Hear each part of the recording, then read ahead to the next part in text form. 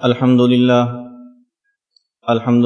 وحدہ لا شریک لہ والصلاة والسلام علی من لا نبی بعدہ اما بعد فاعوذ باللہ من الشیطان الرجیم بسم اللہ الرحمن الرحیم یا بنی آدم خذوا زینتکم عند کل مسجد اللہم صل علی محمد وعلی آل محمد کما صلیت علی ابراہیم وعلی آل ابراہیم انک حمید مجید اللہم بارک علی محمد وعلی آل محمد کما بارکت علی ابراہیم وعلی آل ابراہیم انک حمید مجید۔ اہل سنت والجماعت احناف دیوبند کے عقائد اور مسائل قرآن کریم، احادیث مبارکہ، اجماع امت اور قیاس شرعی کے مطابق ہیں، مخالف نہیں ہیں۔ یہ محض ہمارے اوپر الزام ہے کہ فقہ حنفی قرآن و حدیث کے خلاف ہے۔ ہمارے تمام عقائد، ہمارے تمام مسائل ادلہ شرعیہ کے مخالف نہیں ہیں، بلکہ ادلہ شرعیہ سے ثابت ہیں۔ اصل مسئلہ یہ ہے، کبھی بندہ بات سمجھتا نہیں ہے اور کبھی خود تو سمجھ لیتا ہے لیکن آگے سمجھا نہیں سکتا۔ سمجھنا بھی ضروری ہے اور آگے سمجھانا بھی ضروری ہے۔ اللہ رب العزت ہم سب کو فہم بھی عطا فرمائے اور افہام اور تفہیم کی بھی توفیق عطا فرمائے۔ آج کے ہمارے سبق کا عنوان ہے سر ڈھانپ کر نماز پڑھنا۔ بنیادی طور پر 3 باتیں ذہن نشین فرما لیں۔ نمبر 1، عموماً جس وقت عوام کے سامنے ہم اپنے مسائل بیان کرتے ہیں، مسئلہ اپنا بیان کرتے ہیں، عنوان دوسرے کا اختیار کرتے ہیں۔ ایسا نہیں کرنا چاہیے۔ عوام کے سامنے مسئلہ بھی اپنا بیان کریں اور عنوان بھی اپنا بیان کریں۔ آج سبق ہوگا کس عنوان پر؟ ننگے سر نماز پڑھنے پر۔ ہمارا موقف ننگے سر کا ہے یا سر ڈھانپ کر نماز پڑھنے کا ہے؟ جب موقف ہمارا سر ڈھانپ کر نماز پڑھنے کا ہے تو ہم عنوان دوسروں کا اختیار کیوں کرتے ہیں؟ عنوان بھی اپنا اختیار کریں۔ آج سبق ہوگا کس عنوان پر؟ سر ڈھانپ کر نماز پڑھنے پر۔ آج درس ہوگا کس عنوان پر؟ رفع الیدین پر۔ رفع الیدین کی بات آپ کیوں کرتے ہیں؟ ہم رفع الیدین کے قائل ہیں یا ترک رفع الیدین کی بات کرتے ہیں؟ جب ہم بات ترک رفع الیدین کی کرتے ہیں تو عنوان رفع الیدین کا کیوں اختیار کرتے ہیں؟ مسئلہ بھی اپنا اور مسئلے کا عنوان بھی اپنا اختیار کرنا چاہیے۔ آج مناظرہ تھا کس عنوان پر؟ قرات خلف الامام پر۔ ہم ترک قرات خلف الامام کے قائل ہیں، قرات خلف الامام کے قائل نہیں ہیں۔ اس لیے جب عوام کے سامنے ہم مسئلہ اپنا بیان کرتے ہیں، عوام کے سامنے عنوان اور مضمون بھی اپنا رکھنا چاہیے۔ میری بات سمجھ آ رہی ہے؟ تو آج ہمارا سبق کس عنوان پر ہے؟ ننگے سر پہ تو نہیں ہے۔ جب ہم نے دلائل سر ڈھانپ کر نماز پڑھنے پہ دینے ہیں تو جس وقت مسئلہ اپنا بیان کیا جا رہا ہے اس مسئلے کے مطابق جو عنوان ہے وہ بھی اپنا اختیار کرنا ہے، فریق مخالف کا اختیار نہیں کرنا۔ اہل سنت والجماعت احناف دیوبند کے نزدیک جس وقت آدمی نماز پڑھنے کے لیے آئے تو اپنے سر کو ڈھانپ لینا چاہیے۔ وہ پگڑی کے ذریعے ہو تب ٹھیک ہے، ٹوپی کے ذریعے ہو تب ٹھیک ہے، جو کپڑا آپ کو میسر ہے وہ کپڑا آپ اپنے سر پر باندھ لیں اور نماز کے لیے تشریف لے جائیں، بغیر کسی عذر کے، بغیر کسی مجبوری کے۔ عادتاً جان بوجھ کر ننگے سر نماز پڑھنا خلاف سنت، خلاف ادب ہے، ناپسندیدہ اور مکروہ ہے۔ اہل سنت والجماعت احناف دیوبند کے نزدیک جب نماز پڑھنے کے لیے آئیں تو اپنے سر کو ڈھانپ لینا چاہیے۔ ٹوپی کے ذریعے ہو تب ٹھیک ہے، پگڑی کے ذریعے ہو تب ٹھیک ہے، جو کپڑا میسر ہے اس کپڑے کو سر پر لیں اور نماز پڑھنے کے لیے آئیں، بغیر کسی عذر اور مجبوری کے ننگے سر نماز پڑھنا خلاف سنت، خلاف ادب، ناپسندیدہ اور مکروہ ہے۔ ہاں اگر کوئی مجبوری ہے، کوئی عذر ہے عذر کی بنیاد پر ننگے سر نماز پڑھنا جائز ہے۔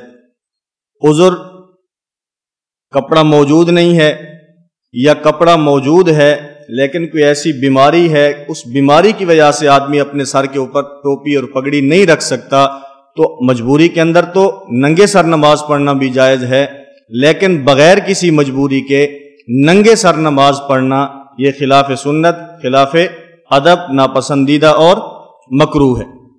دوسری بات یہ بھی ہمارے اوپر الزام ہے کہ اہل سنت والجماعت احناف دیوبند یہ کہتے ہیں کہ اگر کوئی آدمی ننگے سر نماز پڑھے تو اس کی نماز نہیں ہوتی۔ ہمارے اکابر میں سے کسی نے یہ بات نہیں لکھی کہ اگر آدمی ننگے سر نماز پڑھتا ہے تو اس کی نماز بالکل باطل ہے۔ خلاف سنت ضرور کہتے ہیں، خلاف ادب ضرور کہتے ہیں، ننگے سر نماز پڑھنے کو ناپسندیدہ اور مکروہ ضرور کہتے ہیں، لیکن اس طرح ہمارے اکابر میں کسی ایک نے بھی نہیں لکھا کہ اگر کوئی آدمی ننگے سر نماز پڑھتا ہے تو اس کی نماز بالکل باطل ہے۔ اہل سنت والجماعت کا موقف سمجھ آ گیا؟ اہل سنت والجماعت احناف دیوبند کے نزدیک جس وقت نماز پڑھنے کے لیے آئیں تو سر کو ڈھانپ کر نماز پڑھنی چاہیے، ٹوپی کے ذریعے ہو تب ٹھیک ہے، پگڑی کے ذریعے ہو تب ٹھیک ہے، جو کپڑا آپ کو میسر ہے اس کپڑے کو سر کے اوپر لے کر نماز پڑھنا یہ اللہ کے پیغمبر صلی اللہ علیہ وسلم کی مبارک سنت ہے، اور بغیر کسی عذر کے، بغیر کسی مجبوری کے ننگے سر نماز پڑھنا یہ خلاف ادب، خلاف سنت، ناپسندیدہ اور مکروہ ہے۔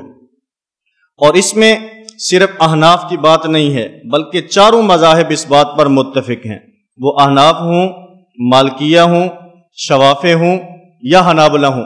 اس سے مزے کی بات غیر مقلدین کے سابقہ اکابرین بھی ہمارے اس موقف کی تائید کرتے نظر آتے ہیں کہ ننگے سر نماز پڑھنا خلاف سنت ہے، خلاف ادب ہے، ناپسندیدہ ہے اور مکروہ ہے۔ اس سے اگلی بات ہمارے اکابر نے اتنی سخت الفاظ استعمال نہیں کیے جتنے سخت الفاظ غیر مقلدین کے سابقہ اکابرین نے ان کے لیے استعمال کیے ہیں اور نام لے کر استعمال کیے ہیں۔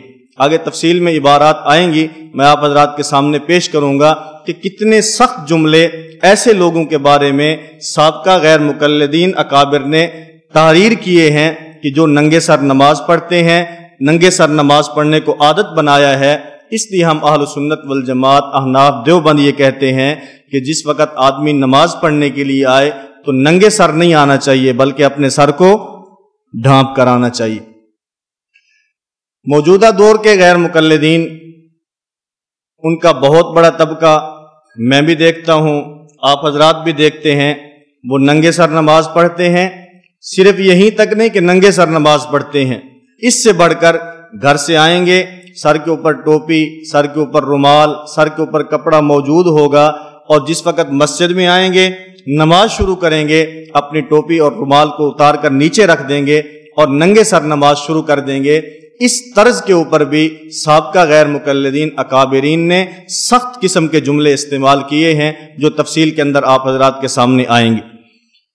تو غیر مقلدین کا موجودہ طبقہ، ان میں ایک نام مفتی عبد الرحمن غیر مقلد کا ہے، اس نے کتاب ہی اس عنوان کے اوپر لکھی، کون کہتا ہے ننگے سر نماز نہیں ہوتی۔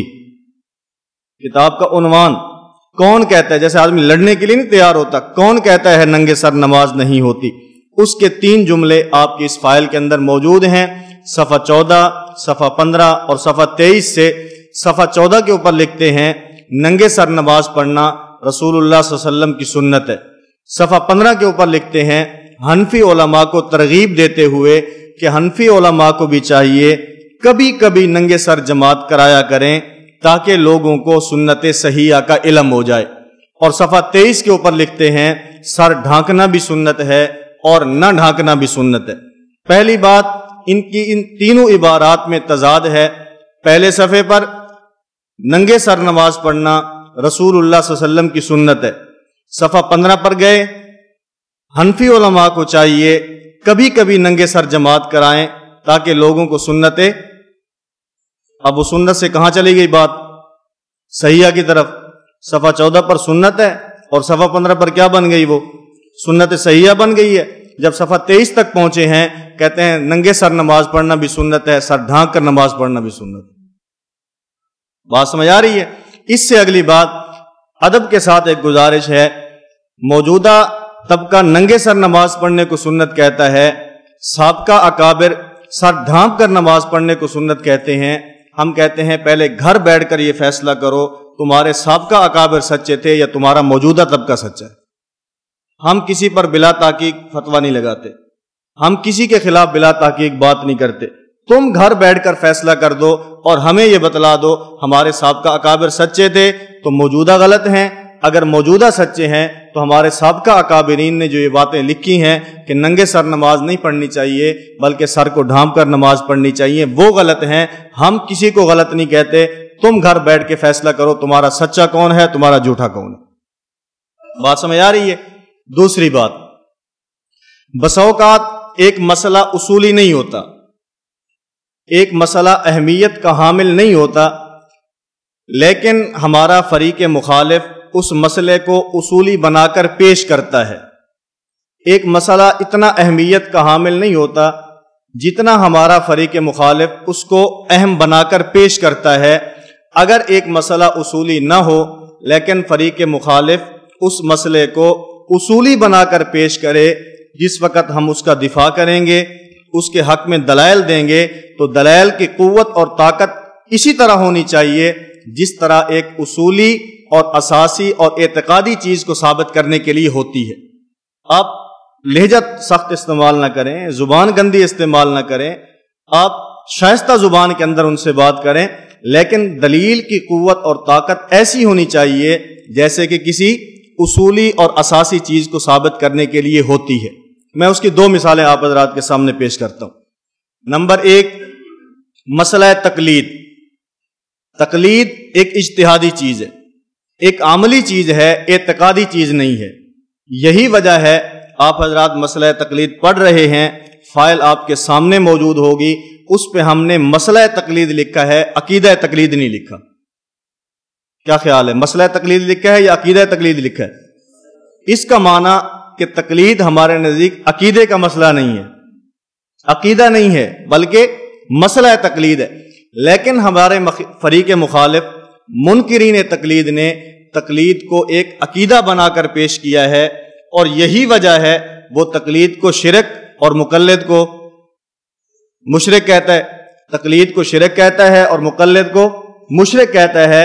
اب جس وقت ہم تقلید کے حق میں دلائل دیں گے تو تقلید کو ثابت کرنے کے لیے ہماری دلیل کی قوت اور طاقت اسی طرح ہونی چاہیے جس طرح ایک عقیدے کو ثابت کرنے کے لیے ہوتی ہے۔ بات ٹھیک ہے کہ غلط ہے؟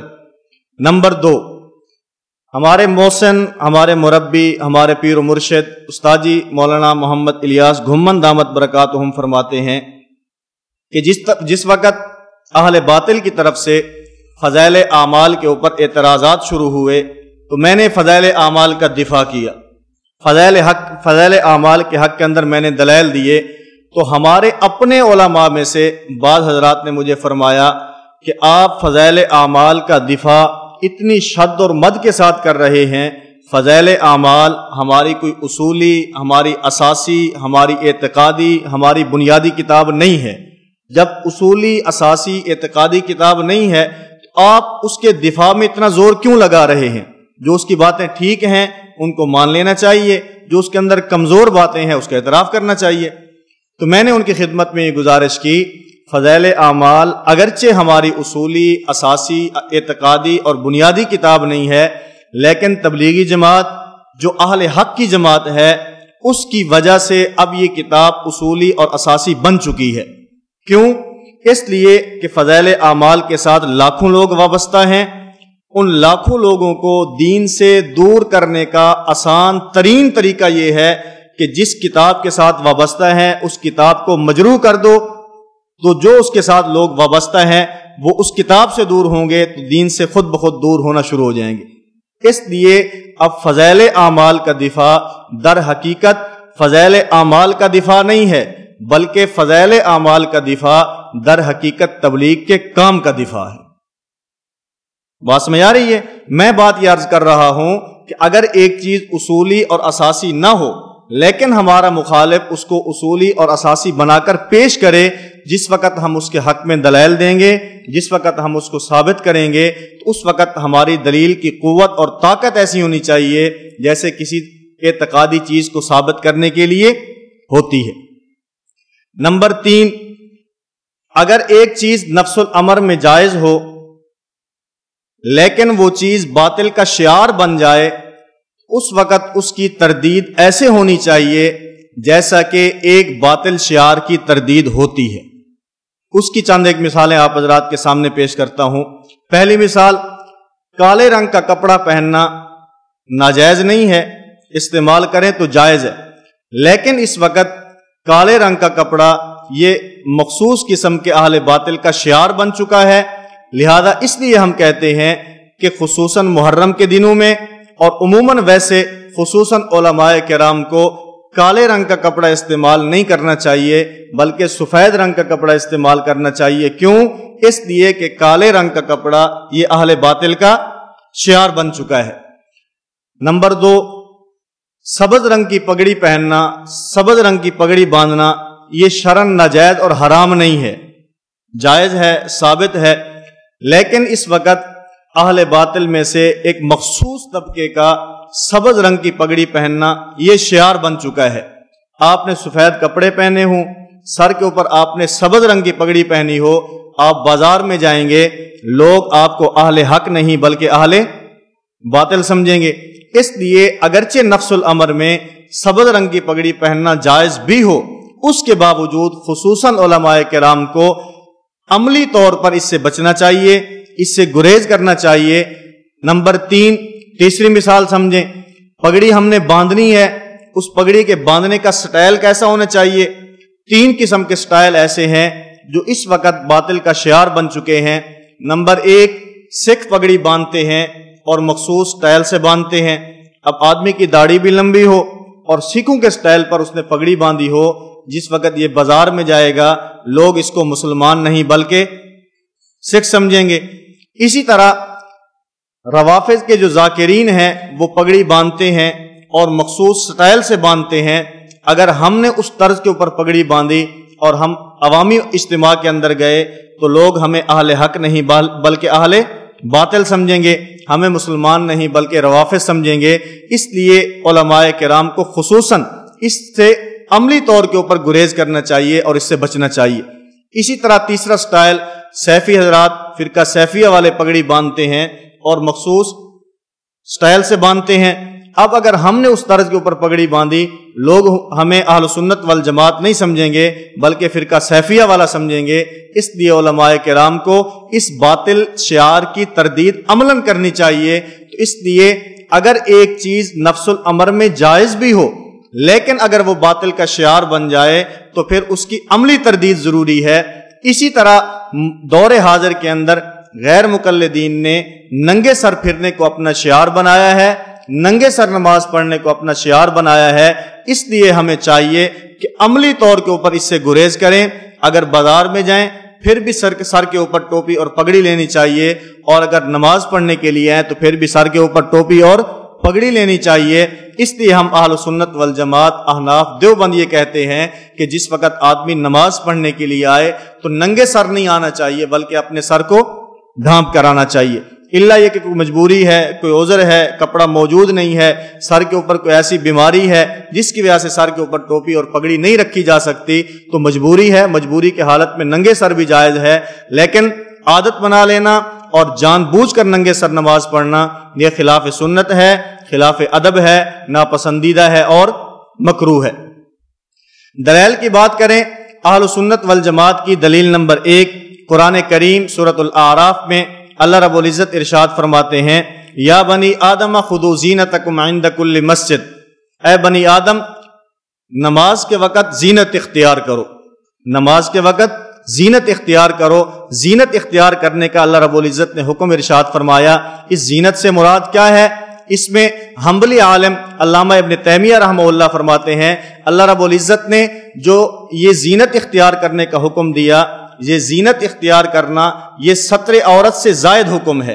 ایک یہ ہے کہ آدمی اتنا کپڑا پہنے جس سے آدمی کا ستر وہ ڈھانپا جا سکے، یہ تو حکم ہے ہی، لیکن اللہ رب العزت نے جو نماز کے وقت زینت اختیار کرنے کا حکم ارشاد فرمایا ہے، یہ زینت اختیار کرنے کا حکم یہ ستر عورت سے زائد ہے۔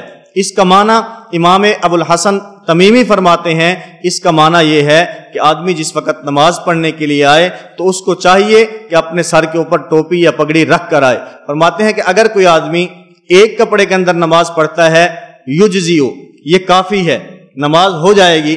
ہم بھی کہتے ہیں آدمی کے پاس کپڑا موجود نہیں ہے، آدمی اگر ایک کپڑے کے اندر نماز پڑھے نماز پھر بھی ہو جائے گی، اور اگر ایک کپڑا بھی موجود نہیں ہے تو نماز معاف ہے جی۔ ننگے بدن کے ساتھ نماز پڑھے گا تو نماز نہیں ہوگی۔ اگر مجبوری ہو تو مجبوری کی حالت کے اندر آدمی ایک کپڑے کے اندر نماز پڑھے، ایک کپڑے میں بھی نماز ہو جاتی ہے، اور اگر آدمی کے پاس کپڑے موجود ہیں تو فرماتے ہیں کہ الثوب الواحد یجزیو، ایک کپڑے میں نماز پڑھے گا یہ نماز بھی کفایت کر جائے گی۔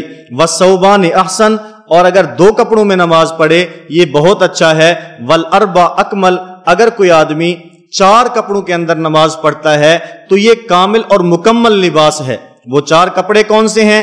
قمیص و سراویل و ازار و امامت، قمیص پہنے، نیچے تہبند ہے، اس کے نیچے آدمی پاجامہ پہن لے، اور اسی طرح چوتھا کپڑا اپنے سر کے اوپر ٹوپی اور پگڑی رکھے۔ اس لیے یا بنی آدم خذوا زینتکم عند کل مسجد، اللہ رب العزت نے جو زینت اختیار کرنے کا حکم ارشاد فرمایا ہے، علامہ ابن تیمیہ، ابو الحسن تمیمی رحمہ اللہ، یہ دونوں حضرات فرماتے ہیں یہاں زینت اختیار کرنے کا جو حکم ہے اس کے اندر سر کو ڈھانپنا بھی شامل ہے۔ اس لیے ہم اہل سنت والجماعت احناف دیوبند یہ کہتے ہیں کہ جس وقت آدمی نماز پڑھنے کے لیے آئے تو ننگے سر نہیں آنا چاہیے بلکہ اپنے سر کو ڈھانپ کر آنا چاہیے۔ اسی طرح اس کی تفسیر میں دوسرا حوالہ شیخ الاسلام شیخ محمد زاہد بن حسن الکوثری، یہ حنفیوں کے شیخ الاسلام ہیں، بہت بڑے عالم گزرے ہیں، وہ فرماتے ہیں کہ اس بات میں کوئی شک نہیں ہے جو اللہ رب العزت نے زینت اختیار کرنے کا حکم ارشاد فرمایا ہے اس کے اندر سر ڈھانپنا بھی شامل ہے۔ آگے ایک شبہ کا جواب دیا، فرماتے ہیں بعض لوگوں کو یہ شبہ ہوا کہ یہ جو آیت ہے یا بنی آدم خذوا زینتکم عند کل مسجد، یہ تو اس موقع پر نازل ہوئی تھی کہ جب مشرکین مکہ ننگے وجود کے ساتھ بیت اللہ کا طواف کیا کرتے تھے۔ اللہ رب العزت نے فرمایا یا بنی آدم خذوا زینتکم عند کل مسجد، ننگے بدن کے ساتھ نہ جایا کرو۔ شیخ الاسلام محمد زاہد بن حسن الکوثری فرماتے ہیں کہ جو آدمی یہ بات کرتا ہے کہ یہ آیت تو اس واقعے کے ساتھ خاص ہے، فرماتے ہیں کہ اس کو اصولوں کا پتہ ہی نہیں ہے، اس کو یہ علم ہی نہیں ہے کہ بسا اوقات ایک آیت مخصوص موقع کے اوپر نازل ہوتی ہے لیکن اس کا حکم وہ خاص نہیں ہوتا بلکہ اس کا حکم کیا ہوتا ہے؟ عام ہوا کرتا ہے۔ جیسا کہ تیمم ہے، یہ خاص موقع کے اوپر اللہ رب العزت نے آیت نازل فرمائی فَتَيَمَّمُوا صَعِيدًا طَيِّبًا، لیکن شان نزول خاص ہے اور حکم اس کا عام ہے۔ اسی طرح یا بنی آدم خذوا زینتکم عند کل مسجد، اگر ہم ان کی یہ بات مان بھی لیں کہ یہ آیت مبارکہ اس موقع پر نازل ہوئی تھی جب مشرکین مکہ ننگے بدن کے ساتھ ننگے وجود کے ساتھ طواف کیا کرتے تھے، اگرچہ اس کا شان نزول خاص ہے لیکن اس کا حکم اب بھی باس میں آ رہی ہے۔ اسی طرح تیسرا حوالہ اس آیت کی تفسیر کے اندر شیخ محمد بن صالح عثیمین، یہ حنبلی عالم ہیں، ماضی قریب کے سعودی عرب کے بہت بڑے عالم ہیں، یہ بھی اس آیت کریمہ یا بنی آدم خذوا زینتکم عند کل مسجد، اس آیت کے تحت لکھتے ہیں اللہ رب العزت نے نماز کے وقت زینت اختیار کرنے کا جو حکم ارشاد فرمایا ہے یہ کم سے کم درجہ اس کا یہ ہے آدمی اتنا کپڑا پہنے جس کے اندر ستر عورت ہو۔ وما زاد علی ذلک فہو فضل، جو اس سے زائد ہوگا وہ بہت ہی اچھا ہے، اور فرماتے ہیں اس کو سنت نے تفصیل کے ساتھ بیان کر دیا۔ اور پھر اس کے آگے فرمایا بطور مثال، ایک فرمایا کہ اگر کوئی آدمی ایسا ہو جس کو کسی بادشاہ نے بلایا ہو، اس نے بادشاہ کے دربار میں جانا ہو تو بادشاہ کی دربار کے اندر جاتے ہوئے آدمی ننگے وجود کے ساتھ نہیں جاتا، آدمی ننگے بدن کے ساتھ نہیں جاتا، اور اس طرح بھی نہیں جاتا کہ اس کا آدھا بدن وہ ڈھکا ہوا ہے اور آدھا بدن جو اس کا بدن ہے وہ اس کا ڈھکا ہوا نہیں ہے بلکہ ننگا وجود ہے، اور اس کے ساتھ وہ بادشاہ کی دربار میں جاتا ہے۔ جب آدمی عام بادشاہ کے دربار میں ننگے وجود کے ساتھ جانا پسند نہیں کرتا، بعض وجود ڈھکا ہوا ہو اور بعض وجود اس کا ننگا ہو، اس طرح جانا پسند نہیں کرتا تو احکم الحاکمین کی دربار میں اس لباس کے ساتھ کیسے پیش ہو سکتا ہے جو اللہ کے ہاں مطلوب ہی نہیں ہے؟ جو اللہ کے ہاں مطلوب نہیں ہے اس بدن کے ساتھ یہ آدمی اللہ کے دربار میں کیسے پیش ہو سکتا ہے؟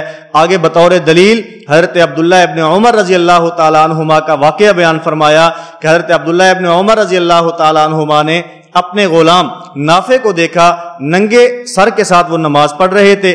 حضرت عبداللہ ابن عمر فرمانے لگے کیا تم کسی بادشاہ کی دربار میں ننگے سر کے ساتھ جاؤ گے؟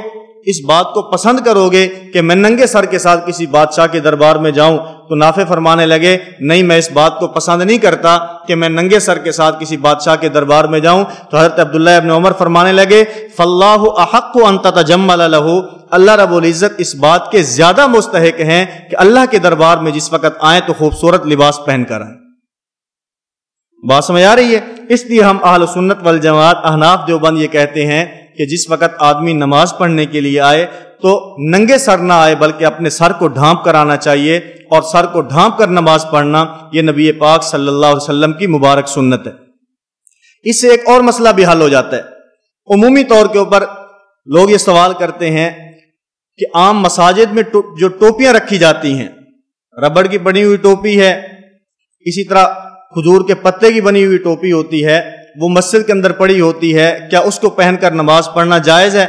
تو حضرت عبداللہ ابن عمر رضی اللہ تعالیٰ عنہما کے اس واقعے سے یہ مسئلہ بھی حل ہو جاتا ہے کہ اگر تو وہ ٹوپی پہن کر آپ کسی ولیمہ میں، کسی بڑے اجتماع میں، کسی بادشاہ کے دربار میں جانا پسند کرتے ہیں تو اللہ کے حضور بھی وہ ٹوپی پہن لیں اور نماز پڑھنا شروع کر دیں، اور اگر آپ بازار کے اندر وہ ٹوپی پہن کر جانا پسند نہیں کرتے تو پھر نماز کے اندر بھی وہ ٹوپی استعمال نہیں کرنی چاہیے۔ بات سمجھ آ رہی ہے؟ اس لیے بعض مساجد میں دیکھا ہے کہ وہ ربڑ کی ٹوپی نہیں رکھتے، وہ کھجور کے پتے کی بنی ہوئی ٹوپی نہیں رکھتے، بلکہ کپڑے کی اچھی سی ٹوپی لے کر انہوں نے رکھی ہوتی ہے، اس کو نماز لے کر پڑھ لینی چاہیے۔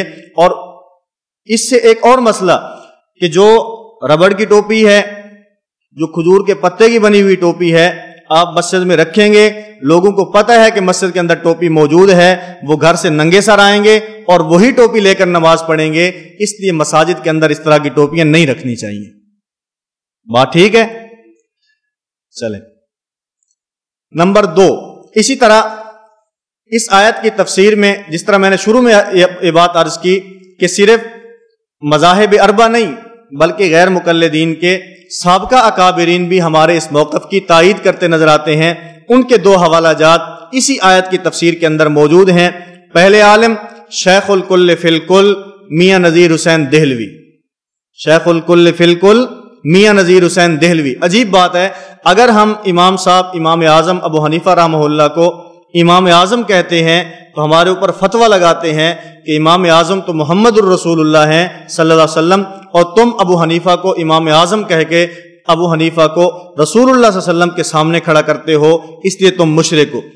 تو ہم بھی ایک سوال پوچھ سکتے ہیں کہ شیخ الکل فی الکل اس کا معنی یہ ہے تمام کا شیخ تمام علوم میں، تو تمام کا شیخ تمام علوم میں وہ بھی رسول اللہ صلی اللہ علیہ وسلم کی ذات کو ہونا چاہیے، نہ کہ میاں نذیر حسین دہلوی کو۔ اگر تمہارا میاں نذیر حسین دہلوی کو شیخ الکل فی الکل کہنا ٹھیک ہے تو ہمارا بھی امام ابو حنیفہ رحمہ اللہ کو امام اعظم کہنا ٹھیک ہے۔ بات ٹھیک ہے کہ غلط ہے؟ اگر ہمارا امام اعظم کہنا غلط ہے، تمہارا شیخ الکل فی الکل کہنا بھی غلط ہے۔ اگر تمہارا شیخ الکل فی الکل کہنا ٹھیک ہے تو ہمارا بھی امام اعظم کہنا ٹھیک ہے۔ ہم کہتے ہیں ہم امام اعظم امام ابو حنیفہ کو رسول اللہ صلی اللہ علیہ وسلم کے مقابلے میں نہیں کہتے، بلکہ ہم امام صاحب رحمہ اللہ کو امام اعظم باقی ائمہ کے مقابلے میں کہتے ہیں۔ امام مالک سے بڑے امام ہیں، امام شافعی سے بڑے امام ہیں، امام احمد ابن حنبل سے بڑے امام ہیں، باقی ائمہ سے بڑے امام ہیں۔ کیوں؟ اس لیے کہ ابو حنیفہ وہ شخص ہے جو براہ راست اللہ کے پیغمبر صلی اللہ علیہ وسلم کے صحابہ کا شاگرد ہے۔ نمبر 2، غیر مقلد عالم مولانا عبید اللہ خان عفیف اس آیت کی تفسیر میں لکھتے ہیں کوئی ان دونوں آیات کی جو بھی تفسیر کرے مگر ان دونوں کے اطلاق اور عموم سے علی الاقل الحکم لعموم اللفظ لا بخصوص سبب، پورا لباس زیب تن نماز پڑھنا نماز کی شان اور اس کے آداب میں شامل ہے، اور ہمارے عرف میں 3 کپڑے پگڑی، تہبند اور قمیص پورا لباس کہلاتے ہیں۔ کوئی آدمی اس آیت کی یا بنی آدم خذوا زینتکم عند کل مسجد اور اسی طرح یا بنی آدم قد انزلنا علیکم لباسا یواری، ان دونوں آیات کی جو بھی تفسیر کرے، میں یہ سمجھتا ہوں کہ ان دونوں آیات کے عموم سے یہ بات ثابت ہوتی ہے کہ جس وقت آدمی نماز پڑھنے کے لیے آئے تو ننگے وجود کے ساتھ نہ آئے بلکہ اپنے سر کو ڈھانپ کر نماز پڑھے۔ اس لیے ہم اہل سنت والجماعت احناف دیوبند یہ کہتے ہیں کہ جس وقت آدمی نماز پڑھنے کے لیے آئے تو ننگے سر نماز نہ پڑھے بلکہ اپنے سر کو ڈھانپ کر نماز پڑھنی چاہیے۔ بات سمجھ آ گئی؟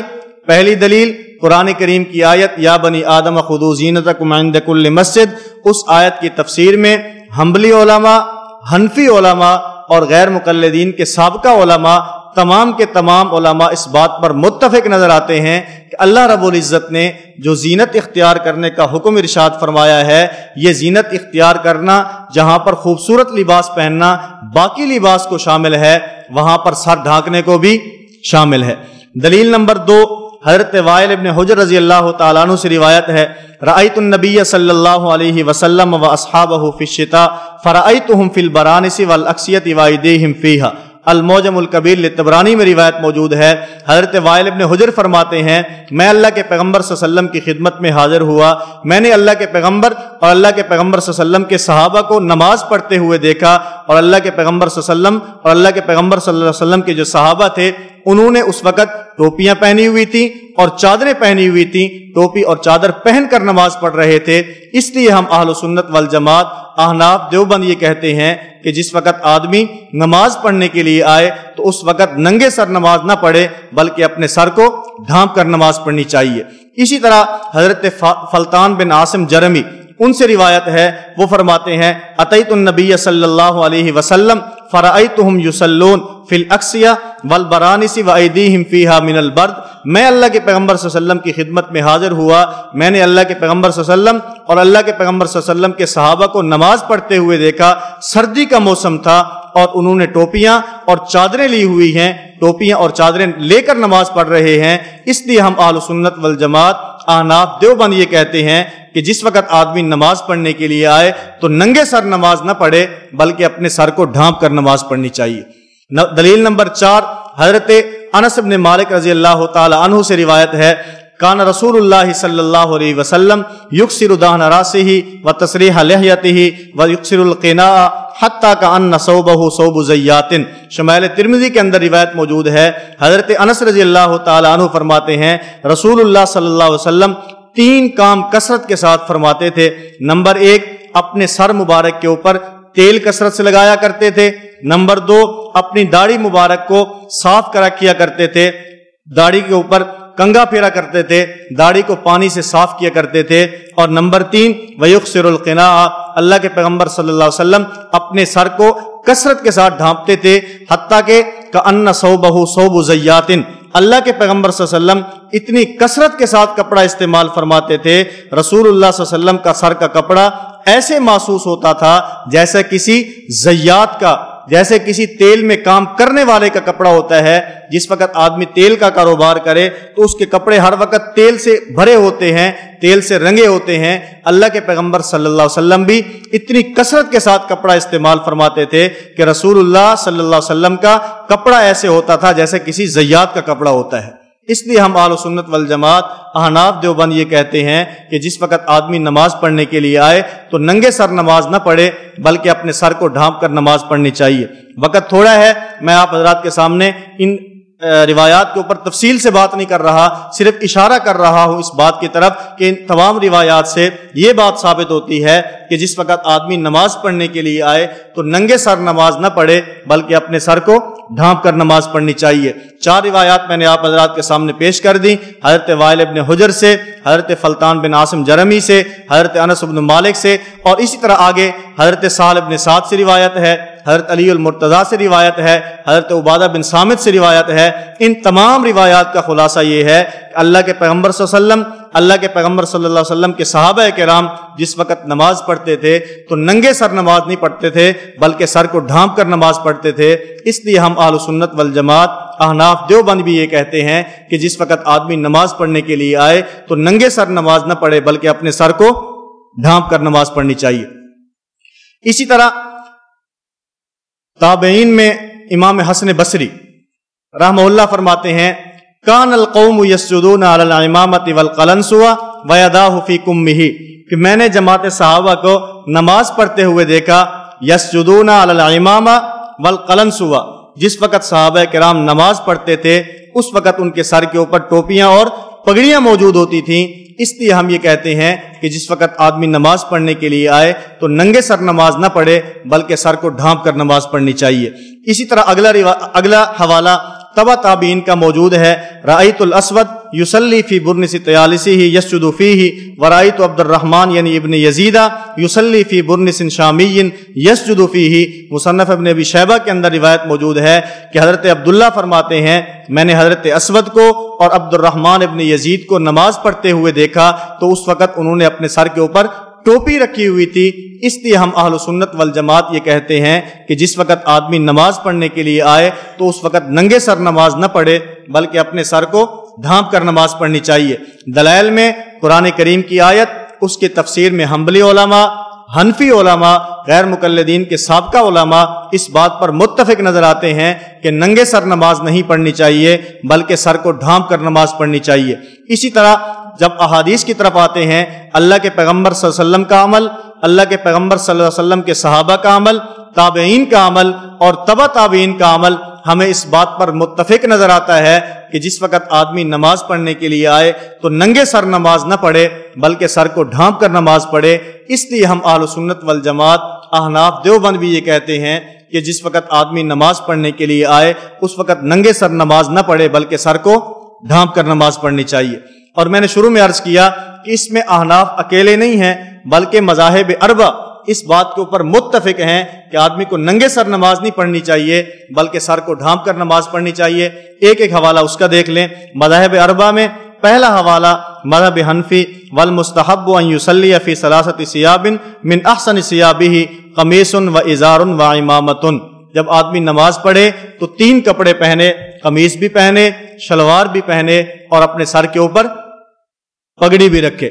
نمبر 2 مذہب مالکی کے اندر وسنت فی حق الرجل ان یستر جمیع جسدہ علی الوجہ المشروع فی فهو مطلوب بذلک لاجل الامتثال ثم العمامہ علی صفتها کما تقدم ذکرہ، کہ آدمی کے لیے اچھا یہ ہے، مستحب یہ ہے کہ آدمی کے حق میں سنت یہ ہے کہ جس وقت آدمی نماز پڑھنے کے لیے آئے جہاں باقی لباس پہن کر آئے وہاں اس کو پگڑی باندھ کر اور پگڑی پہن کر نماز پڑھنے کے لیے آنا چاہیے۔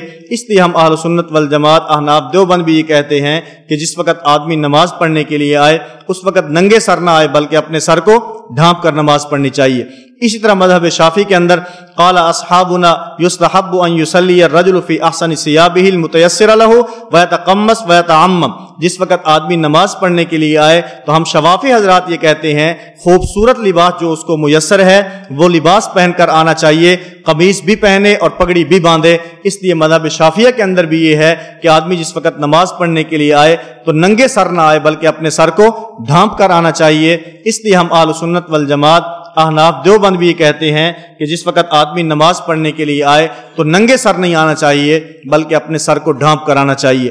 اسی طرح مذہب حنبلی کے اندر وَيُسْتَحَبُّ لِلرَّجُلِ حُرًّا كَانَ أَوْ عَبْدًا أَن يُصَلِّيَ فِي ثَوْبَيْنِ ذَكَرَهُ بَعْضُهُمْ إِجْمَاعًا، کہ ہمارے حنبلی علماء یہ کہتے ہیں کہ آدمی کے لیے مستحب یہ ہے کہ جس وقت آدمی نماز پڑھنے کے لیے آئے تو اس وقت آدمی کو 2 کپڑے پہن کر آنا چاہیے۔ اور آگے قال ابن تمیم وغیرہ ما ستر راسہ بعمامۃ، فرماتے ہیں کہ 2 کپڑے یہ پگڑی کے علاوہ ہیں، یعنی 2 کپڑے بھی پہنے، قمیص اور شلوار، اور اس کے ساتھ ساتھ اپنے سر کے اوپر پگڑی بھی رکھ کر آئے۔ اس لیے ہم اہل سنت والجماعت احناف دیوبند یہ کہتے ہیں کہ جس وقت آدمی نماز پڑھنے کے لیے آئے اس وقت ننگے سر کے ساتھ نہیں آنا چاہیے بلکہ اپنے سر کو ڈھانپ کر نماز پڑھنا یہ پیارے پیغمبر صلی اللہ علیہ وسلم کی مبارک سنت ہے، صحابہ کرام کا پیارا عمل ہے، اور تابعین اور تبع تابعین اور آج تک امت کا متوارث اور معمول بھی جو عمل ہے وہ ننگے سر نماز پڑھنے والا نہیں ہے، بلکہ اپنے سر کو ڈھانپ کر نماز پڑھنے والا ہے۔ اسی طرح غیر مقلدین کے اکابر، ان کی تصریحات تفصیل کے ساتھ 10 عبارات آپ کی اس فائل کے اندر موجود ہیں۔ ان میں بڑے بڑے نام ہیں: میاں نذیر حسین دہلوی، مولانا ثناء اللہ امرتسری، ابو سعید شرف الدین دہلوی، مفتی عبدالستار، سید محب اللہ شاہ راشدی، مولانا محمد اسماعیل سلفی، مولانا عبید اللہ خان عفیف، مولانا عبد المجید سودروی، یہ تمام حضرات ان کے عبارات اس بات کی تائید کرتی نظر آتی ہیں کہ جس وقت آدمی نماز پڑھنے کے لیے آئے اس کو چاہیے کہ ننگے سر نماز نہ پڑھے، بلکہ اپنے سر کو ڈھانپ کر نماز پڑھنی چاہیے۔ تفصیل کا وقت نہیں ہے، میں ایک دو عبارات پر بات کر دیتا ہوں، اور بڑی سخت قسم کی عبارات ہیں۔ جیسے میں نے شروع میں عرض کیا تھا، اتنا سخت جملے ہمارے اکابر میں سے کسی نے بھی استعمال نہیں کیے جتنے سخت جملے غیر مقلدین کے سابقہ اکابرین نے استعمال کیے ہیں۔ اس میں تیسری عبارت دیکھیں سید محمد داؤد غزنوی کی، فرماتے ہیں ابتدائے عہد اسلام کو چھوڑ کر جبکہ کپڑوں کی قلت تھی، اس کے بعد اس عاجز کی نظر سے کوئی ایسی روایت نہیں گزری جس میں باصراحت یہ مذکور ہو کہ نبی صلی اللہ علیہ وسلم نے یا صحابہ کرام نے مسجد میں اور وہ بھی نماز با جماعت میں ننگے سر نماز پڑھی ہو، چہ جائے کہ معمول بنا لیا ہو۔ اس لیے اس بد رسم کو جو پھیل رہی ہے بند کرنا چاہیے۔ اب بد رسم ہم کہہ رہے ہیں یا ان کے عالم نے کہا ہے؟ بات سمجھ آ رہی ہے؟ ہم نے خلاف ادب کہا ہے، ہم نے خلاف سنت کہا ہے، ہم نے ناپسندیدہ اور مکروہ کہا ہے، اور ان کے اپنے عالم نے ان کی اپنی کتاب کے اندر یہ عبارت موجود ہے۔ فرماتے ہیں کہ اللہ کے پیغمبر اور اللہ کے پیغمبر صلی اللہ علیہ وسلم کے صحابہ کرام نے مسجد میں باجماعت نماز پڑھی ہو، میری نظر سے ایک بھی ایسی روایت نہیں گزری جس میں صراحت کے ساتھ یہ بات مذکور ہو کہ اللہ کے پیغمبر صلی اللہ علیہ وسلم نے اور اللہ کے پیغمبر صلی اللہ علیہ وسلم کے صحابہ نے ننگے سر نماز پڑھی ہے۔ ایک مرتبہ بھی نظر نہیں آتا، چہ جائے کہ اس کو معمول بنا لیا جائے۔ فرماتے ہیں یہ بد رسم ہے، اس کو بند کرنا چاہیے۔ اس سے سخت جملہ، اگر فیشن کی وجہ سے ننگے سر نماز پڑھی جائے تو نماز مکروہ ہوگی، اگر تعبد اور خضوع اور خشوع اور عاجزی کے خیال سے پڑھی جائے تو یہ نصارہ کے ساتھ تشبہ ہے۔ اسلام میں ننگے سر رہنا سوائے احرام کے تعبد یا خشوع اور خضوع کی علامت نہیں ہے، اور اگر کسل اور سستی کی وجہ سے ہے تو منافقین کی ایک خلقت کے ساتھ تشابہ ہے۔ بات سمجھ آ رہی ہے؟ اگر ویسے فیشن کی وجہ سے آدمی ننگے سر نماز پڑھتا ہے، ابھی نہایا ہوں، ابھی شیمپو استعمال کیا ہے، ابھی صابن کے اوپر خرچہ کیا ہے، نہا کر باہر نکلا ہوں، نماز پڑھنے کے لیے مسجد میں جا رہا ہوں، اگر سر کے اوپر ٹوپی اور پگڑی رکھتا ہوں میرے بال خراب ہو جائیں گے، میرے بالوں کی سیٹنگ خراب ہو جائے گی، فیشن کی وجہ سے ننگے سر نماز پڑھتا ہے تو فرماتے ہیں یہ نماز مکروہ ہے۔ اور اگر یہ خیال ہے ننگے سر نماز پڑھوں گا یہ عاجزی کی علامت ہے، یہ خشوع کی علامت ہے، یہ خضوع کی علامت ہے، فرماتے ہیں یہ نصارہ کے ساتھ مشابہت ہے۔ اور اگر سستی اور کاہلی کی وجہ سے آدمی ننگے سر نماز پڑھتا ہے یہ منافقین کی خلقت کے ساتھ تشابہ ہے۔ بات سمجھ آ رہی ہے؟ اگر عاجزی کی وجہ سے پڑھتا ہے تو عیسائیوں کے ساتھ مشابہت ہے، کسل اور سستی کی وجہ سے پڑھتا ہے منافقین کے ساتھ مشابہت ہے۔ اس لیے ہم یہ کہتے ہیں کہ جس وقت نماز پڑھنے کے لیے آئیں اس وقت ننگے سر نماز نہیں پڑھنی چاہیے، بلکہ اپنے سر کو ڈھانپ کر نماز پڑھنی چاہیے۔ اسی طرح ان کے عالم سید محب اللہ شاہ راشدی 8ویں عبارت ہے، اس کے اندر تفصیل کے ساتھ اس بات کے اوپر وہ بات کرتے نظر آتے ہیں۔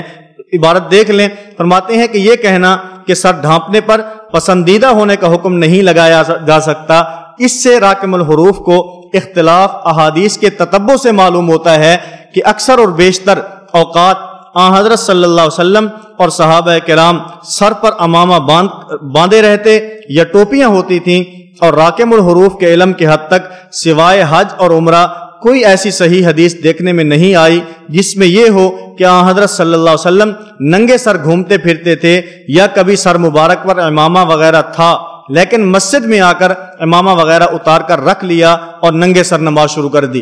جو ان کا موجودہ طبقہ ہے، جو ان کا موجودہ عمل ہے، اس کے اوپر بات کرتے ہیں کہ اللہ کے پیغمبر صلی اللہ علیہ وسلم کے دور میں اللہ کے پیغمبر صلی اللہ علیہ وسلم کا عمل، صحابہ کرام کا عمل، میری نظر سے کوئی ایسا نہیں گزرا جس کے اندر یہ بات مذکور ہو اللہ کے پیغمبر صلی اللہ علیہ وسلم گھر سے تشریف لائے، اللہ کے پیغمبر صلی اللہ علیہ وسلم کے صحابہ مسجد میں آئے اور اس وقت ٹوپی اور پگڑی ان کے پاس موجود تھی، اور جس وقت نماز پڑھنے کے لیے آئے انہوں نے سر سے ٹوپی اور پگڑی اتار کر رکھ دی اور ننگے سر نماز پڑھنا شروع کر دی۔ میری نظر سے کوئی ایسی روایت نہیں گزری۔ اس سے آگے فرماتے ہیں اگر یہ آن حضرت صلی اللہ علیہ وسلم کا پسندیدہ معمول نہ ہوتا تو جس طرح سر پر امامہ इमामा या टोपी का सबूत मिल रहा है, इसी तरह नंगे सर चलते फिरते रहने या नंगे सर नमाज पढ़ने के मुतालिक भी रिवायात ज़रूर मिल जाती। यानी अगर अल्लाह के पैगम्बर सल्लल्लाहु अलैहि वसल्लम ने नंगे सर नमाज पढ़ी हो, अल्लाह के पैगम्बर सल्लल्लाहु अलैहि वसल्लम नंगे सर चले हैं, अल्लाह के पैगम्बर सल्लल्लाहु अलैहि वसल्लम ने नंगे सर को शिआर बनाया है, अल्लाह के पैगम्बर सल्लल्लाहु अलैहि वसल्लम ने नंगे सर को सुन्नत बनाया है, तो कोई ऐसी रिवायत मिल जाती ना जिसके अंदर अल्लाह के पैगम्बर सल्लल्लाहु अलैहि वसल्लम नंगे सर नजर आते हैं, अल्लाह के पैगम्बर सल्लल्लाहु अलैहि वसल्लम के सहाबा नंगे सर नजर आते हैं। फरमाते हैं मेरी नज़र से कोई ऐसी रिवायत नहीं गुजरी। आगे चल के फरमाते हैं हमें क्या ज़रूरत पड़ी है कि इन यानी हनफियों के लिए मुस्तहब्बात का भी खात्मा कर दें और नंगे सर नमाज पढ़ने का कोई दायमी मामूल बना लें। फिर अगर यही मकसूद था तो घर से ही नंगे सर आते और नमाज पढ़ लेते, लेकिन ये अजीब तरफा तमाशा है कि घर से तो टोपी वगैरह सर पर रख कर आते हैं, लेकिन मस्जिद में दाखिल होकर सर से टोपी वगैरह उतार कर एक तरफ रख देते हैं और नमाज शुरू कर देते हैं। बात समझ आ रही है? उनका अपना आलिम उनको ये कह रहा है कि हमें क्या जरूरत पड़ी है इस बात की कि अगर हनफी सर के ऊपर टोपी और पगड़ी रख कर आते हैं, सर के ऊपर कपड़ा बांध कर आते हैं और नमाज पढ़ते हैं, तो हमें क्या जरूरत पड़ी है कि हम उनके लिए मुस्तहब्बात का भी खात्मा कर दें और मस्जिद के अंदर आएं और टोपी और पगड़ी मौजूद हो और फिर आएं उसको उतारें और रख दें और नंगे सर नमाज पढ़ना शुरू कर दें। आगे लिखते हैं अब आप ही सोचें कि ये कितनी बड़ी गलती है और ये महज अहले हदीसों के तर्ज अमल से ही पैदा हो रही है। हालांकि सही तो कुजा, मुझे तो ऐसी ज़ईफ हदीस भी नहीं मिली जिसमें यह हो कि हज़रत सल्लल्लाहु अलैहि वसल्लम घर से तो इस हाल में निकले कि सर पर इमामा वगैरह था, लेकिन मस्जिद में आते ही उसको उतार लिया और नंगे सर नमाज पढ़ी। फिर इसको दायमी और मुस्तमर्रा मामूलात में से बनाने की वजह से लोगों को क्या ये ख्याल ना गुजरता होगा कि हज़रत सल्लल्लाहु अलैहि वसल्लम की सुन्नत है? तो इस गलत फहमी के दूर करने के लिए कभी क्या ये अहम और पसंदीदा बात नहीं कि अक्सर और बेशतर सर ढांप दिया जाए, खा नमाज में खा उससे बाहर, ताकि ये गलती रफा हो जाए। भी जब आप दायमी तौर के ऊपर नंगे सर रहेंगे, दायमी तौर के ऊपर आप नंगे सर नमाज पढ़ेंगे, लोग ये समझेंगे कि शायद नंगे सर नमाज पढ़ना अल्लाह के पैगम्बर सल्लल्लाहु अलैहि वसल्लम की सुन्नत है। तो इसलिए हमें ये चाहिए कि अक्सर और बेशतर आदमी को अपना सर ढांप कर रखना चाहिए, नमाज के लिए आए फिर भी ढांप के रखना चाहिए और गैर नमाज के अंदर हो फिर भी ढांप के रखना चाहिए। इसलिए हम अहले सुन्नत वल जमात अहनाफ देवबंद ये कहते हैं कि जिस वक्त आदमी नमाज पढ़ने के लिए आए तो नंगे सर नमाज न पढ़े, बल्कि सर को ढांप कर नमाज पढ़नी चाहिए। इससे अगली बात, मेरी समझ में ये बात नहीं आई कि एक कपड़े में नमाज पढ़ने के जवाज के सबूत से उसका नज़ला ये हजरात सिर्फ इसी बिचारी टोपी वगैरह पर ही गिराने पर क्यों मुसर हैं? अगर नंगे सर नमाज पढ़ने के मसनून होने का मदार आप हजरात एक कपड़े में नमाज पढ़ने वाली हदीस पर ही रखते हैं, तो बिस्मिल्लाह आप घर से ही एक कपड़े में आएं और नमाज भी पढ़ लें। और ये अच्छी सतम ज़रीफ़ी है कि घर से तो कमीज शलवार कोट वगैरह पहन कर आते हैं और मस्जिद में दुखूल के बाद सिर्फ पगड़ी या टोपी उतार कर नमाज पढ़नी शुरू कर दी है। बात समझ आ रही है? फरमाते हैं कि मेरी समझ में यह बात नहीं आती कि जब दलील मांगी जाए नंगे सर नमाज पढ़ने पर, दलील क्या है? कहते हैं अल्लाह के पैगंबर सल्लल्लाहु अलैहि वसल्लम ने एक कपड़े में नमाज पढ़ी है। अल्लाह के पैगंबर सल्लल्लाहु अलैहि वसल्लम ने एक कपड़े में नमाज पढ़ी है। जब एक कपड़ा था तो सर के ऊपर कैसे था? इसका मतलब एक कपड़ा बदन के ऊपर था और सर नंगा था। तो वो फरमाते हैं कि ये जब एक कपड़े वाली रिवायत पेश करके आप नंगे सर को साबित करते हैं, ये नज़ला बिचारी टोपी पर ही क्यों गिराते हैं? बिस्मिल्लाह कीजिए, घर से नंगे सर आइए और नमाज पढ़ लीजिए। और हम ये कहते हैं कि जब तुम रिवायत में दलील ये पेश करते हो, दलील में ये रिवायत पेश करते हो नंगे सर नमाज पढ़ना अल्लाह के पैगंबर सल्लल्लाहु अलैहि वसल्लम की सुन्नत है, तो सर को नहीं ढांपना चाहिए, नंगे सर होना चाहिए। दलील क्या है? अल्लाह के पैगंबर सल्लल्लाहु अलैहि वसल्लम ने एक कपड़े में नमाज पढ़ी है। हम कहते हैं बिस्मिल्लाह करें, कभी एक अकेली शलवार में आए और नमाज पढ़ लें, कभी अकेले कमीज में और शलवार पढ़ नमाज पढ़ लें। लोग पूछें भी क्या हुआ? सुन्नत पे अमल हो रहा है। सुन्नत कैसी? अल्लाह के पैगंबर सल्लल्लाहु अलैहि वसल्लम ने एक कपड़े में नमाज पढ़ी है। अब उसके अंदर वजाहत नहीं है कि अल्लाह के पैगंबर सल्लल्लाहु अलैहि वसल्लम ने कमीज पहनी हुई थी, अल्लाह के पैगंबर सल्लल्लाहु अलैहि वसल्लम ने शलवार पहनी हुई थी, अल्लाह के पैगंबर सल्लल्लाहु अलैहि वसल्लम ने टोपी पहनी हुई थी, इसलिए मैं एक दिन अकेली शलवार में नमाज पढ़ रहा हूं। अगर ये सुन्नत है तो इस पर अमल हो जाए। अगर एक दिन आए और नमाज अकेले कमीज के अंदर पढ़ें, अगर ये सुन्नत है तो इसके ऊपर अमल हो जाए। और एक दिन आए अपने सर के ऊपर सिर्फ टोपी और पगड़ी हो, बाकी सारा वजूद आपका नंगा हो, लोग पूछे भी क्या हुआ? अल्लाह के पैगंबर ने एक कपड़े में नमाज पढ़ी है, सराहत मौजूद नहीं है, कमीज थी, शलवार थी پگڑی تھی اس لیے میں ایک دن شلوار میں نماز پڑھتا ہوں، اگر یہ سنت ہے اس پر عمل ہو جائے، ایک دن قمیص میں نماز پڑھتا ہوں، اگر یہ سنت ہے اس پر عمل ہو جائے، ایک دن اکیلی پگڑی کے اندر کے ساتھ نماز پڑھتا ہوں۔ کیوں؟ اس لیے کہ اگر یہ سنت ہے تو اس کے اوپر عمل ہو جائے۔ بات سمجھ آ رہی ہے؟ جب ایک کپڑا ہے اس کے اندر وضاحت نہیں ہے، شلوار ہے، قمیص ہے، پگڑی ہے، تو پھر روزانہ کی بنیاد پر کپڑا تبدیل ہونا چاہیے تاکہ معلوم ہو کہ یہ سنت کے اوپر عمل ہو رہا ہے۔ خیر، غیر مقلدین اکابرین کے یہ عبارات اس بات کے اوپر وضاحت کے ساتھ ہماری تائید کرتی نظر آتی ہیں کہ جس وقت آدمی نماز پڑھنے کے لیے آئے تو اس وقت ننگے بدن کے ساتھ نماز نہ پڑھے، ننگے سر کے ساتھ نماز نہ پڑھے، بلکہ جس وقت آدمی نماز پڑھنے کے لیے آئے تو اپنے سر کو ٹوپی اور پگڑی کے ذریعے سے ڈھانپ کر آنا چاہیے، اور سر کو ڈھانپ کر نماز پڑھنا یہ اللہ کے پیغمبر صلی اللہ علیہ وسلم کی، اللہ کے پیغمبر صلی اللہ علیہ وسلم کے صحابہ کی سنت ہے۔